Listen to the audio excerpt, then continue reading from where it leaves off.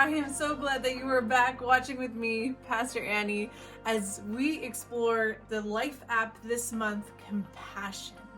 Compassion is caring enough to do something about someone else's need. That's right. And sometimes I think when we see a need, we second guess ourselves sometimes, right? We're like, am I really the person to help that person? Or do they really want help from me? You know what? I want to challenge you this week, especially when you see a need come up, go over there and just ask. The worst that can happen is they say no, and you go along your merry way. But if you can help that person, it will show amazing compassion. Now, the story this month or this week is when Jesus talked to the Samaritan woman.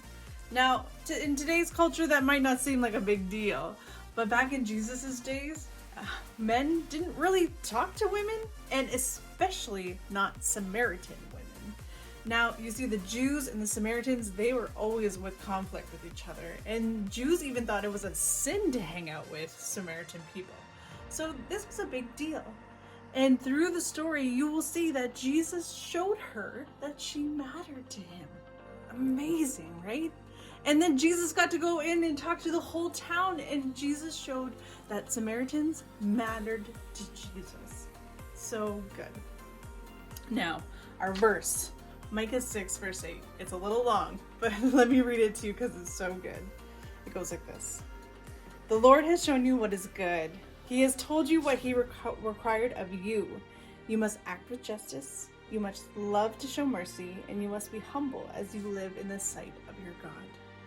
Well, friends, I hope you have a wonderful week this week, seeing who matters to you and seeing who else you can show that they matter to God. Have a wonderful week, friends. We'll see you later.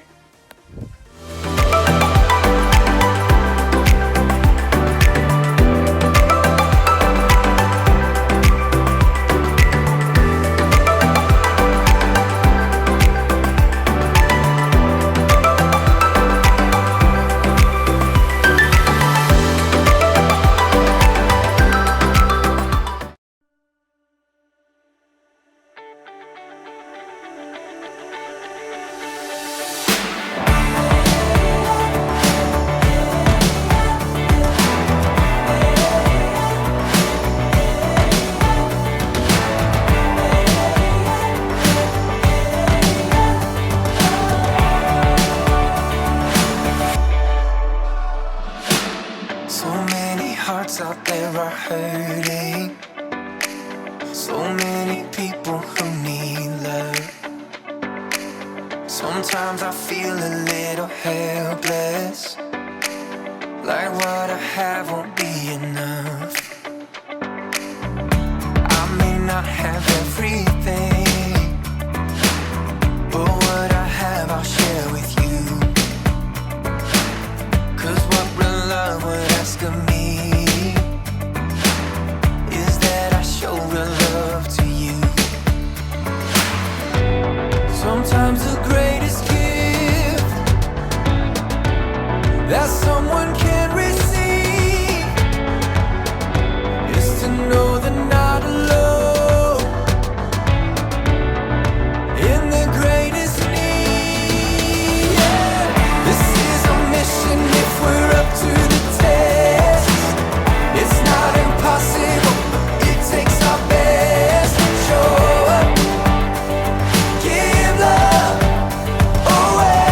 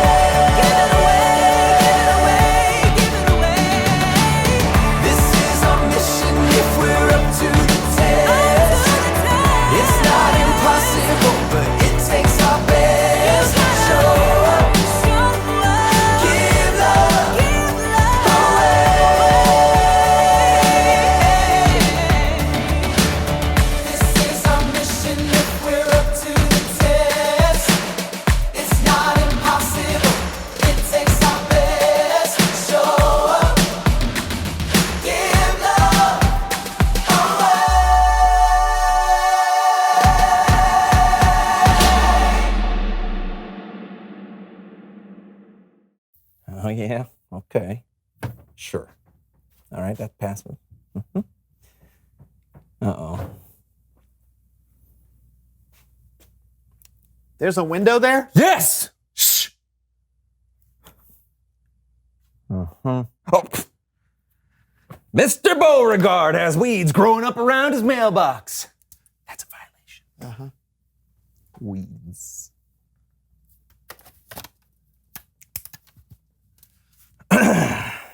What are you doing? Neighborhood watch! Shush.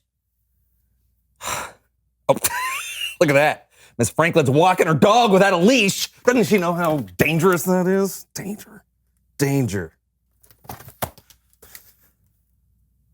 Oh, what? Longbeard Carl has mismatching flower pots? Unbelievable. Okay. Who else? Is that squirrel trying to get into my yard? Oh boy, not on my watch! Now, squirrel. Hey, you look at me. You look at me right now. Hey, what are you doing? Get back. Oh, no. Oh, no. Oh, no.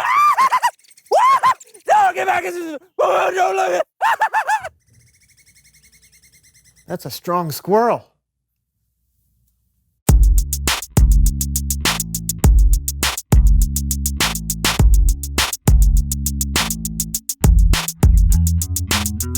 Hey everybody, I'm Brandon. I'm John. You're watching the So-and-So Show.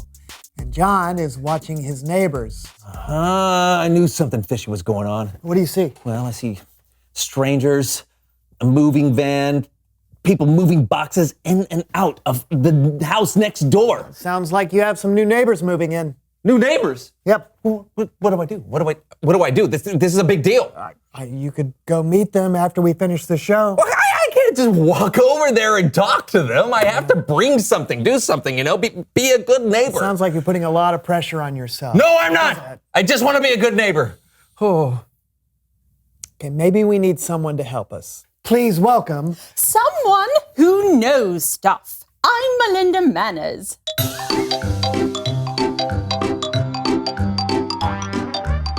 I am an expert in all things proper and mannerly. Thank you, Melinda. Yeah. Oh, no, this is perfect because I need help trying to figure out how to welcome my new neighbors into the neighborhood. New neighbors? Yes.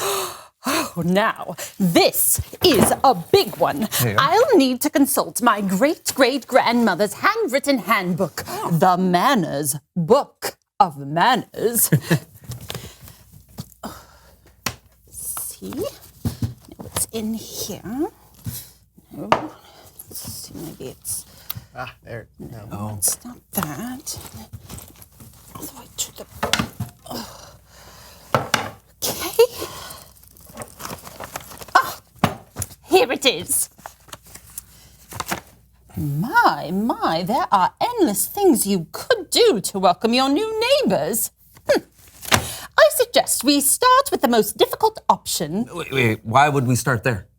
John, my dear, don't you see? Effort says you matter to me. Right. So, it's all here in the handbook. First, research. How many people are moving in? What are their likes, dislikes? Do they have any pets, kids, food allergies, unexpected fears? Well, those are all great questions. Questions for Neighborhood Watch. Isn't it rude to spy on your neighbors? Of course. Aren't you spying on them now? Oh, no. It's important to know the facts in order to do the very best acts. What do you see, John? Let's see. 1 adult, 3 children, 2 dogs. 1 soccer ball, 2 flower pots. Ooh, a very large bag of birdseed. Nice work, John. You know what this calls for. No idea. A welcome to the neighborhood flower pot. You have everything you need here to make a beautiful and thoughtful welcome to the neighborhood flower pot. You will each create your flower pot, and then you must be able to carry it around the room on your head. Why do we need to carry them on our head? Good posture, young man, is essential to a mannerly first impression. A bad first impression is as bad as sour milk. If you want to be impressive, walk as smooth as silk. Oh, okay. You have 5 minutes to decorate and go. We going? Yes, you can just put the flowers in there.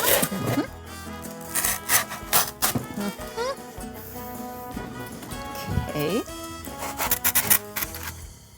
Don't forget to add the candy. Oh, right. Oh, I thought this Savoring was for the me. Candy? No.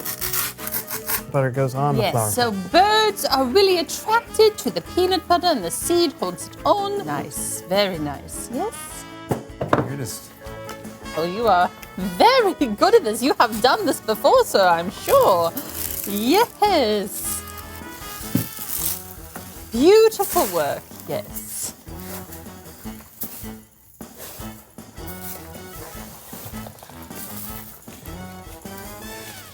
Time. Now to practice carrying them over to the new neighbors. Star wipe. Shoulders back, head high, knees slightly bent, and walking. Come on. Come on. Oh, good. Balance, balance, breathing in and out, staying calm. Ow. You know, I think John can be a good neighbor if he's not balancing something on his head. No. I have to walk like silk. We might be missing the point here. True, it's not mannerly to get so upset. I am not upset. You are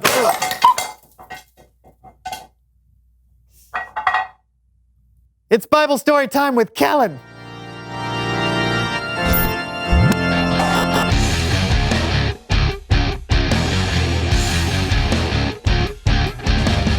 Hello. Hey, Kellen. What are we talking about today, Kellen? Great question. Today we're talking about a time that Jesus talked to a Samaritan woman at a well in Samaria. That's right. And what better way to learn about this historic moment than to hear from the woman herself? Hello? Hello, and welcome to Behind the Bible.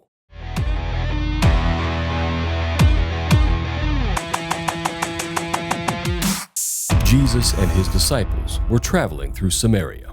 Jesus, tired from his journey, sat down at a well while his disciples went into town to buy food. While he was sitting there, a Samaritan woman came to draw water from the well. It was the middle of the day, and he was just sitting there by himself. All I knew about him is that he was Jewish, and Jews did not talk to Samaritans. Plus, I'm not exactly the person people liked to talk to.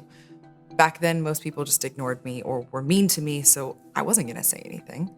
Just to be clear, that was not the real woman from Samaria that Jesus talked to. This happened a long time ago before cameras were invented. I think the people watching already know that. I know. I just want to make sure. Can you let me do my job, please? Oh, sure. Jesus asked the woman if she would give him a drink. Of course I was surprised when he asked. I was surprised he was even talking to me. I asked him how he could ask me for a drink when he was a Jew and I was a Samaritan woman. And he said, and I'll never forget this, he said, "You don't know who is asking you for a drink. If you did, you would have asked him. He would have given you living water."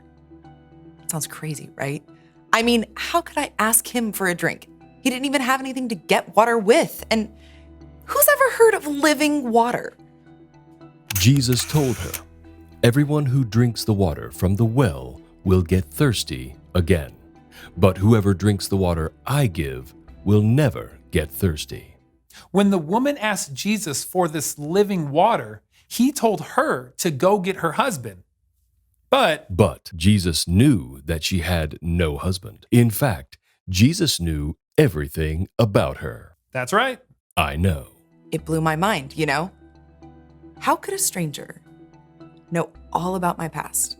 He knew all the mistakes I'd made, all my sins, but he was so kind about it. He wasn't embarrassed or mad or He just saw me for who I was and knew me. That's when I realized he was no ordinary man. Jesus told her the truth about himself, that he was the Messiah, the Savior of the world that the people had been waiting for. And that's when his disciples returned from getting food. Yeah, we were surprised to see him talking to a Samaritan woman, but we didn't say anything. Jesus was always surprising us with who he talked to. He cared about everybody. There wasn't a single person he thought of as not worth his time or attention. I guess we should all be like that, huh? When I found out I was talking to the Messiah, I could barely believe it. I left my water jar. Cannot believe I did that. And I ran into town just shouting at people, "Come see a man who told me everything I've ever done. Could this be the Messiah?" It was amazing. And I think people came to see him in part just because of how excited I was. They wanted to see for themselves what I was talking about. It was like the whole town came up to see Jesus. They begged him to stay with them, so we stayed there for 2 days. And so many people believed in him. They believed in Jesus as the Savior of the world. It was incredible. That day changed me. He changed me. I won't ever be the same again. Jesus showed the woman who he really was, the Savior of the world. And because of her response to him, many people in her town met him and believed in him too. This has been Behind the Bible. That was really awesome. That was a great narration. Yes, I know. Okay. Hey, what did you guys think? That was great. Yeah, Jesus changed that woman's life. And saved her city. Yep. Jesus showed this overlooked woman that she mattered. And she responded by sharing the good news with everyone she knew. It's important to remember that no matter who you are, where you're from, or what you've done, we still matter to Jesus. Thanks, Kellen. You betcha. Wow. So Jesus is amazing at showing people that he cares for them. Yeah, everyone matters to him. Oh, reveal the question. Who matters to you? Yeah, your parents, friends, a new neighbor, perhaps? Yeah, we all have people in our lives who matter to us, and there are lots of different ways we can show them that they matter. Yeah, and it's really important to show them because people who matter to you might not know it. Oh, that's right. Yeah, you can show people they matter by telling them or by doing something kind for them. Yeah, even just making time to talk to someone like Jesus did can make their day. Mm-hmm. Think about that, and we'll see you next time. I'm Brandon. And I'm John, and this was the So-and-So Show! This is a fish from 1948. It smells like cat litter, which is not great.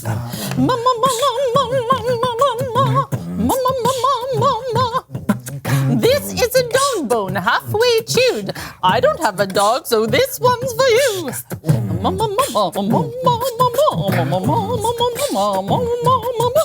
Everybody likes freshly baked goods. Nothing says manners like an oven full of foods. The